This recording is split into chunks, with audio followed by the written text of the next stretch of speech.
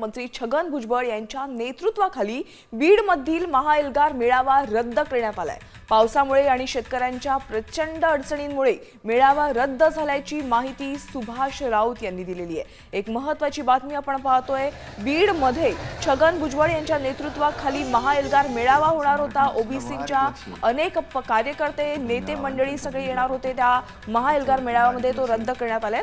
आमचे प्रतिनिधी योगेश काशीद यांच्याकडून अपडेट जाणून घ्या। योगेश, बीडमध्ये महाएल्गार मेळावा होणार होता, तो रद्द करण्यात आलेला आहे। यापुढे हा मेळावा कधी होऊ शकतो? बीडमध्ये बीडच्या छत्रपती संभाजी महाराज क्रीडांगणावरती मंत्री छगन भुजबळ यांच्या नेतृत्वाखाली महाएल्गार मेळाव्याचं 28 सप्टेंबर रोजी आयोजन करण्यात आलं होतं। मात्र राज्यामध्ये झालेली अतिवृष्टी विशेषतः पाहायला गेलं तर बीडमध्ये झालेला जोरदार पाऊस आणि शेतकऱ्यांच्या नुकसानामुळे हा मेळावा जे आहे ते पोस्टपोनिंग करण्यात आलेला आहे। पुढील काही जे आहे ते लवकरात करू अशी माहिती मेळाव्याचे आयोजक सुभाष राऊत यांनी दिलेली आहे। महाएल्गार मेळाव्याचं आयोजन याच्यामुळे केलं होतं, मराठा समाजाला हैदराबाद गॅजेट लागू केल्यानंतर हा मेळावा त्याला विरोध करण्यासाठी ओबीसी समाज रस्त्यावर उतरणार होता। मात्र हा मेळावा रद्द करण्यात आल्याची माहिती सुभाष राऊत यांनी दिलेली आहे।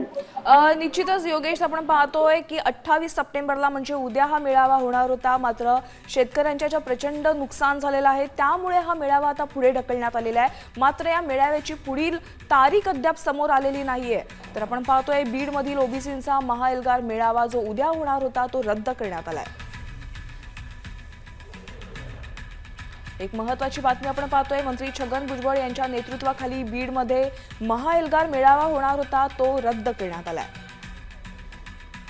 आता isakal.com आहे देशातील नंबर 1 ची मराठी न्यूज वेबसाईट। प्रत्येक अपडेटसाठी isakal.com ला नक्की भेट द्या।